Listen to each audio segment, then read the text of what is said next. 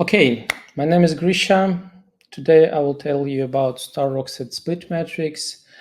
And the question I wanted to ask specifically today is, can StarRocks replace classical databases like Postgres for complex customer-facing dashboarding and analytics?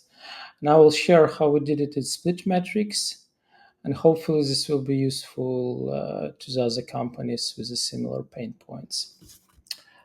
Okay, let's go. My agenda for today. So I will start from describing our use case, customer-facing analytics, and the technical challenges we were facing.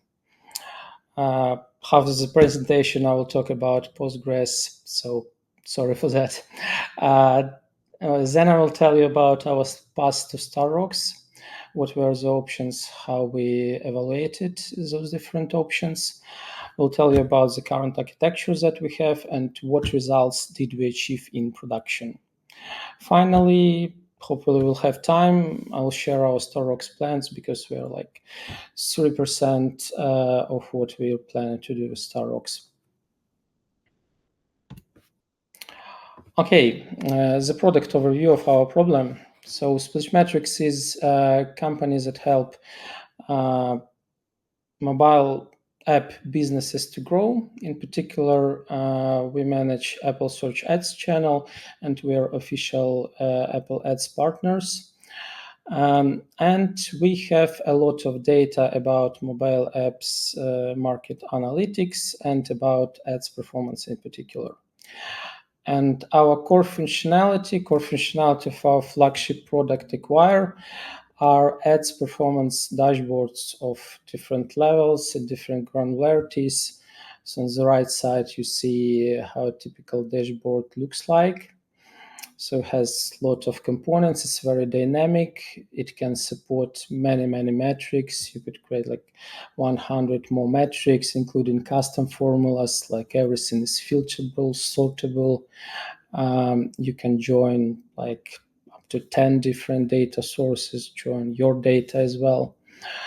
And some of the data sources are real-time, and you can even add it right on the dashboard. You can change a bit value, you can post keywords or something, and this change should be almost immediately propagated on the dashboard. This brings really some complexity. Okay, the technical side of things. So we have Postgres as our backend, and performance was always a hot topic, given the large query complexity actually for customer-facing analytics. 4 years ago, I remember that because it was around the same time I came to the company. So dashboard was loading 3, 5, 10 minutes sometimes. This was really a nightmare. So this dashboard is something that user acquisition managers are using on a daily basis. They're controlling campaign performance or uses this dashboard, and customers were really crazy, complaining a lot. And DB-like team trying to optimize something, but it looked like a desperate DBA. So it's kept adding indexes until the writes scream for mercy. And after that, we decided we need to do something, and team did a really great job optimizing the latency in Postgres. This combination of infrastructure optimization, database tuning. We did significant query rewrite, some app side optimizations, and in the end, we managed to achieve P99 8 seconds, which was not perfect, but okay. But over the next 2 years or so, like performance was not a hot topic during that time, mostly. We were getting more clients with more data and more features, more metrics. And over that time, we got almost 2x performance degradation. But the bad news were we didn't know how to fix this because the previous approaches, they simply didn't work for us, and we had to invent something. Okay, So to give you even deeper overview of our problem with Postgres, I think this is similar for many people who are using it in a very complex query environment. So what we have was a really complex and very, very dynamic query.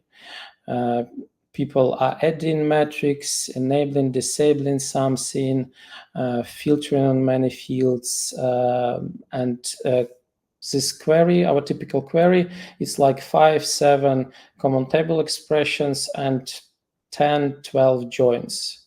And this all results in probably like 700 lines long SQL running in Postgres. And this is something that Postgres really not handling well.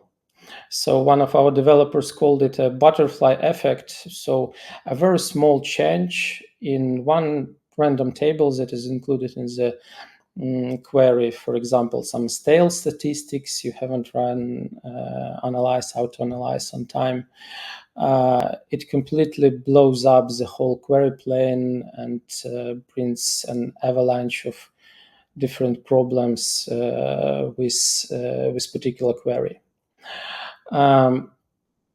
Postgres is interesting because you have median response time to be 2 seconds, which is kind of okay. So on average, everything looks okay. But you're getting P99 equals 20 seconds and maximum sometimes over 5 minutes. And unfortunately, those are the biggest and top paying customers. And this is a problem. And we had to fix it somehow. How to solve? So we have two ways. There is a standard way, so stay with Postgres, but do something with it, like optimize further, install some extensions for columnar storage, for example, and do some denormalization, some smarter caching, you name it. And we tried many of them, but really the whole team was very skeptical about moving strategically with Postgres because we all had all this frustration and those flashbacks about optimizing the query when you like fix something for one client by, I don't know, some small tuning, whatever, and break it for the rest. And only a few optimization helped us really. And we decided to try something new. We were looking into columnar databases, MMP ones in particular, which evaluated Druid, Pinot originally. It didn't work quite well for our case. I think this was covered in other presentations as well. Like such a complex query is not a great fit for them. Also, ClickHouse came into consideration, obviously, and StarRocks was pretty occasionally appeared on our long list, and from the description, it looked exactly like what we needed. So we wanted to give it a try. Yeah, here I want to stop a little bit because I think this is interesting. This is something where team invested a lot of time and effort. So how to evaluate specific database for your specific use case? So sometimes it happens like CTO comes to the engineers, okay, guys, I've been to, I don't know, StarRocks Summit recently. I've heard a great presentation. Grisha was talking about how they replaced Postgres with StarRocks. And I think we have a similar problem and they fixed it successfully. So please go migrate our dashboards to StarRocks. I will come and check in a month. But, every use case is unique. Data is unique. Some even non-technical stuff is different per company. The expertise, and it makes sense to test this specifically for your data and your queries. And what we did, we actually shortlisted to ClickHouse and StarRocks only. What we did, we took a sample of real production queries from our actual customer queries, but ran it on anonymized a snapshot of the database. We translated this original dataset to StarRocks with the help of LLM, but mostly is a nice library called SQL which can translate SQL from different dialects. And in the end, we created 30 plus variations of this query dataset with various optimizations. Some of them were cosmetic, some of them were more complex. And we compared a golden dataset, which is Postgres, to StarRocks and ClickHouse. And on the right side, you can see some of the results. And even first results without any optimizations were impressive. On 50% cheaper infrastructure than Postgres, we achieved 3x improvement of P99, which was very promising. And we optimized it further and on some more deeper query optimizations and table optimizations, and 2x more expensive infrastructure that our current Postgres, we managed to achieve 20x even more improvement of P99, and we achieved really sub-second performance. So to summarize, to be honest, before the evaluation, everyone was very skeptical about StarRocks because it was new. We thought it's not mature, lack of documentation, not a lot of companies using it. And people were at the same time very enthusiastic about ClickHouse because all this marketing hype.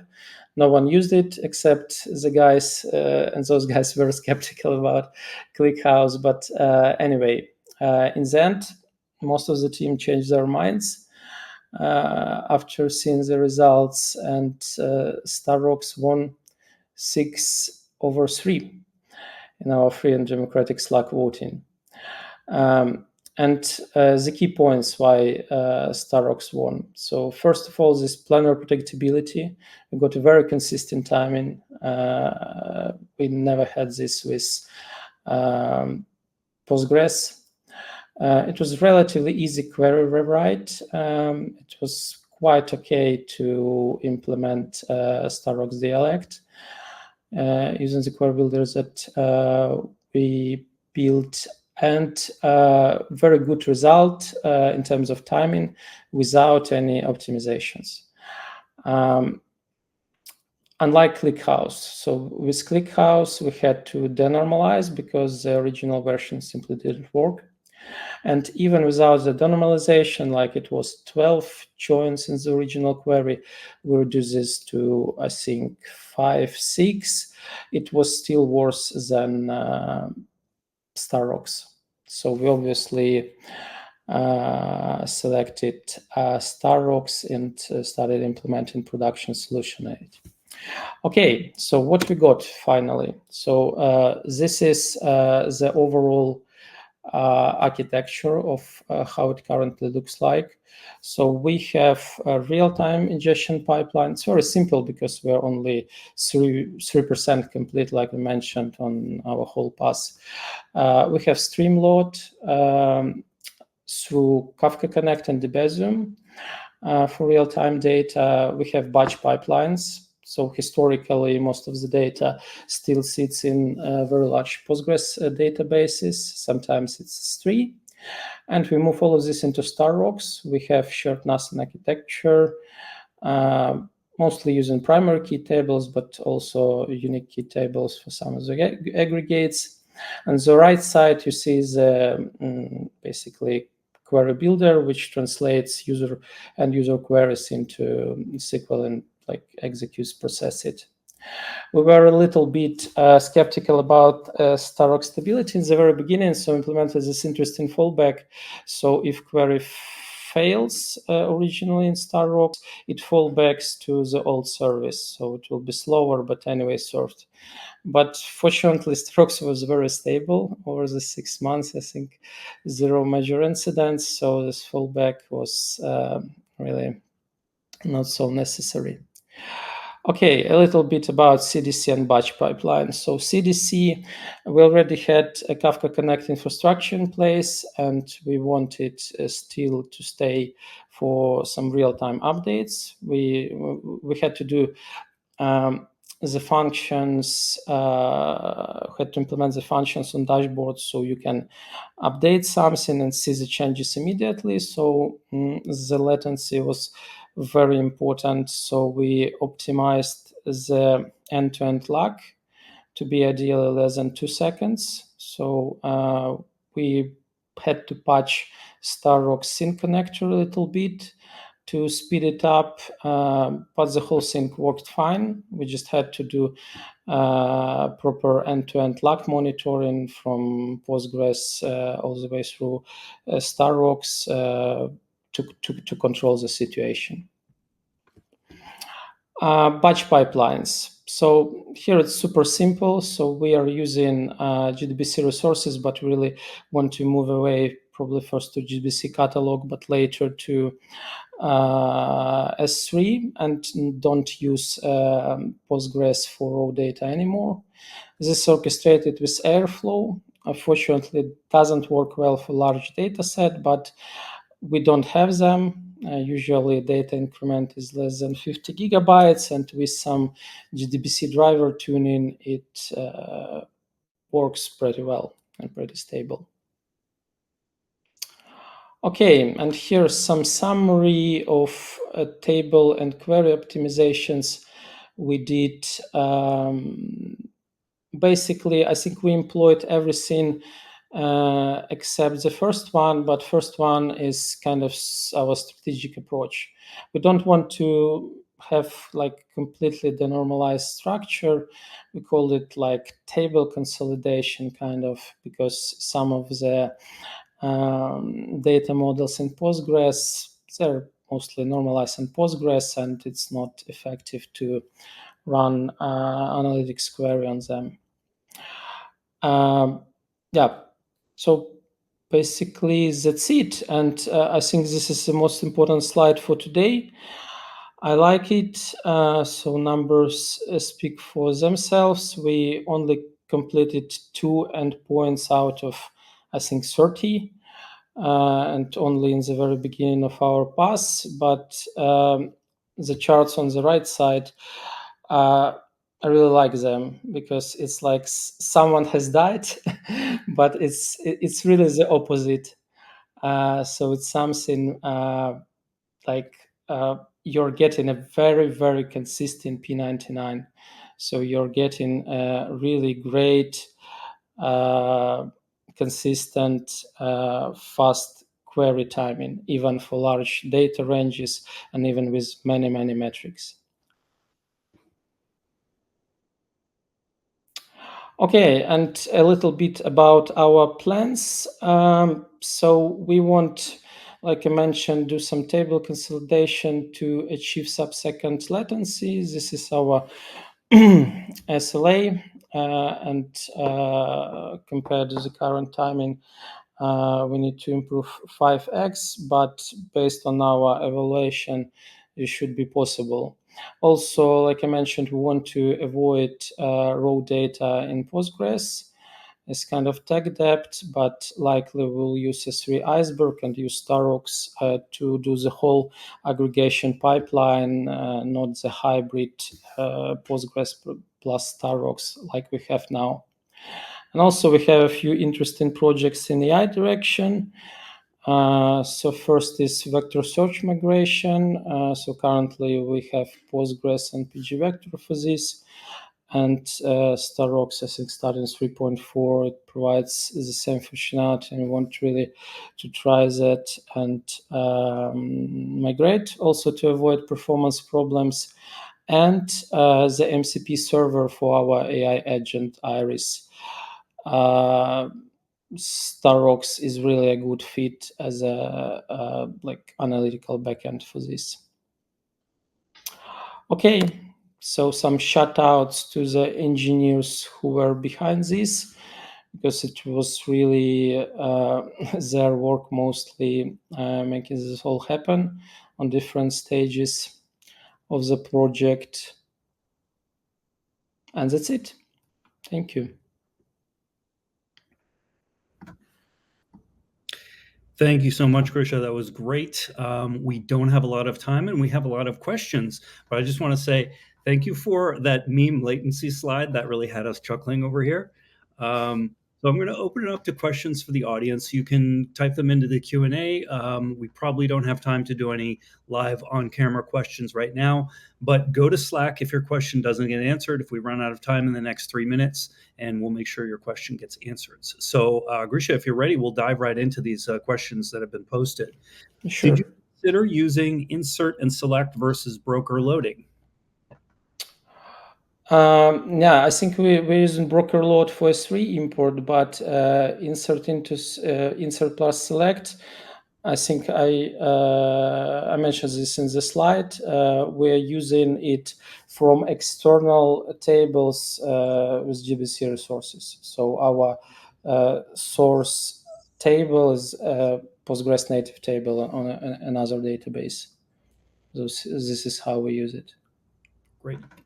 Next question from Anton is, what did you need to patch for KC StarRocks connector?